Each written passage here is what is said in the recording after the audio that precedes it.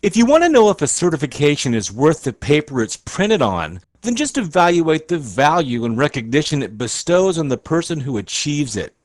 The Certified Information Systems Auditor CISA program, sponsored by ISACA, has been the globally accepted standard of achievement among information systems audit, control, and security professionals since 1978, and its prestige is only growing. Respected industry professionals have concluded that the CISA certification is one of the top three designations to have, along with the CCIE and CISSP certifications. Hello there, and welcome. My name is Michael J. Shannon, and on behalf of myself and the CBT Nuggets family, I want to thank you for choosing CBT Nuggets for your training solution and congratulate you on your decision to pursue the Certified Information System Auditor CISA certification. I'm looking forward to being your trainer, mentor, and guide in this knowledge journey. In this introductory nugget on CISA, we're going to cover three knowledge areas. First of all, we'll investigate why you should become a CISA. Then, we'll talk about what's on the CISA exam, and then I'll give you my keys to success.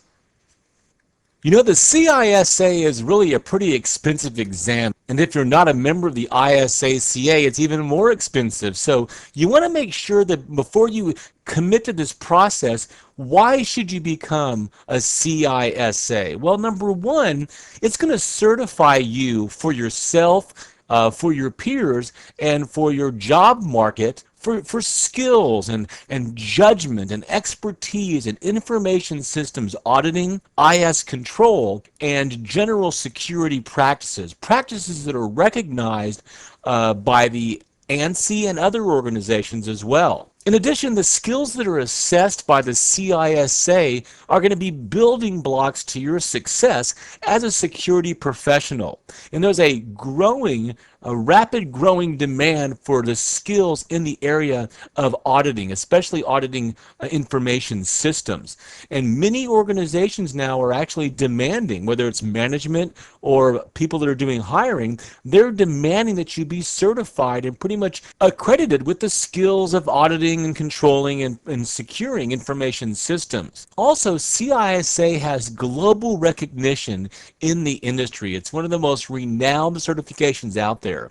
More than 50,000 people have actually made this career move since 1978. So you're in good company. Also, CISA is ISO IEC 17024-2003 accredited. So along with the certification, you get accreditation from the ISO as well.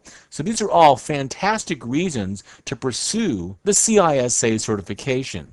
You know, the ISACA put out the CISA for a reason, and they have several goals for this certification. Number one, it's to establish a standardized testing process that evaluates your competency in performing information system audits.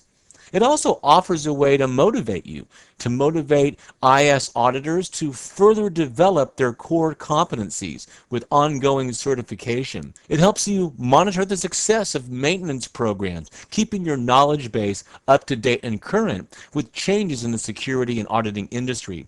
And then finally, it's going to allow management to have a way to generate sound IS audit processes. In other words, a way to figure out the best people to hire. It offers criteria in selecting and developing their workforce. So it helps management choose the right individuals. And hopefully, you're going to be the right individual. So let's talk about the CISA exam. It's really the reason we're here anyway. You know, it's offered now twice a year. It used to be just offered in June. Now it's offered in June and December. But the thing to realize is, I don't know when you're actually sitting down and going through this Nugget series, but the final registration for the exam is about 60 days in advance. So if you're within, let's say, 60 days of the June test, then you're going to have to wait until December. There's no late registration. So I'm going to give you the website here, of course. It's www.isaca.org to go up there and find when the exact date is of the exam in June or December. And of course, you want to find out if you're within that window to be able to register. There's an early registration, and there's a final registration date, as I mentioned, about 60 days out. The exam, if you've ever taken the CISSP exam, it's a lot like that, okay? It's 4 hours long.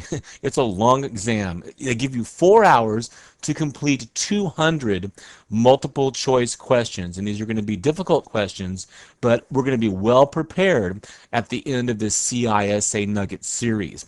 Here's the website and here's the email address if you have any questions, certification@isaca.org.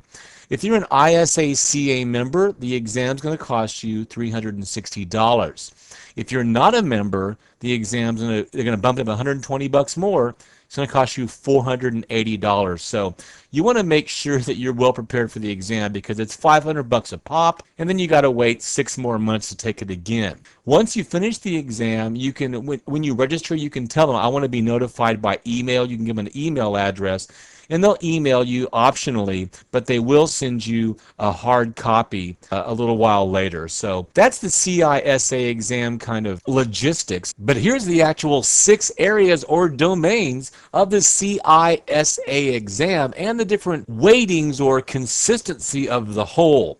Area 1 is 10% of the exam. It's the information system or IS audit process. In this domain, we're going to make sure that you have the necessary knowledge to provide IS audit services in accordance with the IS audit standards, best practices, and guidelines to assist your organization in making sure that its information technology and business systems are controlled and protected. The objective of IT governance is to ensure that the CISA candidate knows and can provide assurance that the organization has the structure, the policies, the accountability mechanisms, and monitoring practices in place to achieve the requirements of corporate governance of information technology.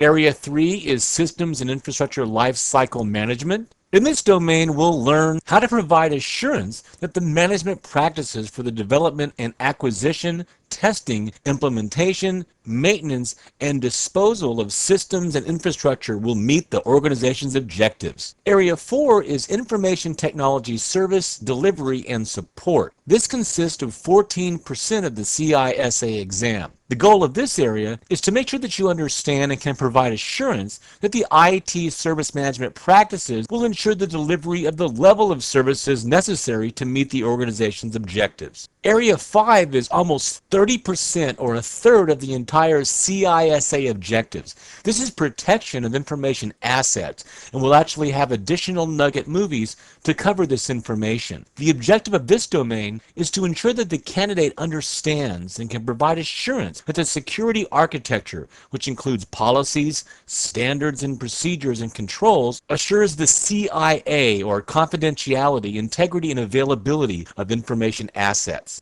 And the final area is business continuity and disaster recovery, 14% of the CISA exam. In this area, we'll learn how to provide assurance that in the event of a disruption of business continuity and disaster recovery, that we have processes in place to ensure the timely resumption of IT services while minimizing the business impact. These are the 6 areas or domains of the CISA exam, and we'll cover these in great detail in every movie of this CISA series. You know, your success on the CISA exam is tantamount to me, so I want to make sure that you have some keys to success towards this certification. First of all, I want to recommend that as you go through this CBT Nugget series, that you outline each movie, whether you do it in a word processor or maybe just taking notes on a notepad. Outline each movie and take notes along the way. I'm going to recommend that to you now. I'm not going to badger you throughout this Nugget series to do that over and over, but I highly recommend it. Then if you can, go through this series twice. Either go through one time just casually in a relaxed way watching each movie, and then the second time go through and outline and take notes, or vice versa. I'd recommend going through this Nugget series though pretty close to that testing date. Also, consider going online. Either go to isaca.com or some other preferred area and join an online discussion group of other individuals who have taken the CISA exam and people that are planning on taking the CISA exam. There's strength in numbers. And then next, we want to get some tools. There is going to be a lot of theoretical information, conceptual information in this Nugget series, but as much as possible, I'm going to introduce actual tools that we use as information system auditors. Windows Server 2000, Windows Server 2003 security auditing tools that you can get to through the Management Console. I'll be using Windows Server 2003's auditing capabilities, and I'll be demonstrating those throughout this Nugget series.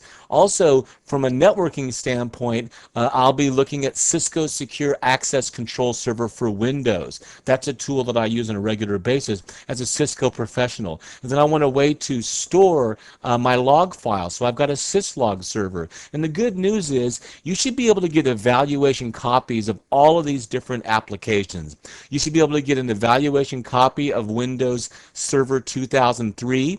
You should be able to get an evaluation copy from Cisco of Cisco Secure Access Control Server for Windows. You can install that on your Windows server, and then there's several free syslog servers out there that you can point devices to that they can send system logging to. And all these things are tools that we're going to use in our toolbox to be a successful auditor. And if you don't have Windows Server, don't worry, because you actually do have some security auditing. Let's say you have Windows XP. Well, XP does have some ways that you can do some security auditing and kind of get your feet wet on that Windows XP Professional. Not Windows XP Home version, but XP Professional. Let's go take a look real quick in an area you can go to on XP to give you kind of an idea of some auditing capabilities from a security standpoint.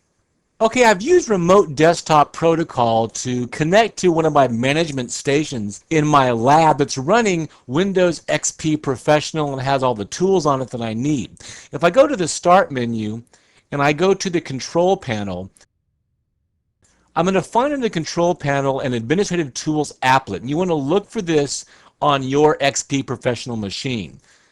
You don't need to have Windows 2000 Server necessarily. You can come down here on your XP machine and you can choose this applet Local Security Policy, which will open up the Microsoft Management Console and the local security settings. And this is one of the key areas that we go and we look at for auditing.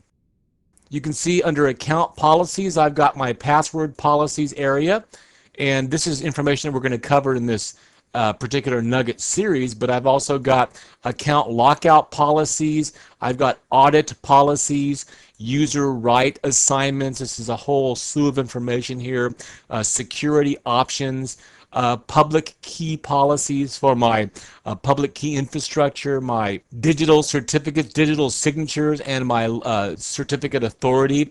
Also software restrictions as well. So these are just areas that I can go locally and look at security policy and auditing on my Windows XP Professional machine. So again, local security settings under the Administrative Tools applet of Control Panel. So again, we're going to be using various tools throughout this Nugget series, and I just want to let you know that you do have some free tools at your disposal that you can use and follow along with me as we progress through this CISA Nugget. In this introduction to CISA, we covered three key knowledge areas. First of all, why even become a CISA? Then we broke down some of the essentials of the CISA exam. And then finally, some of my keys to success. Well, welcome to the journey. I look forward to spending the next few hours with you as we conquer the objectives of the CISA examination. I hope this CBT Nugget's been informative for you. I want to thank you for viewing. See you in the next movie.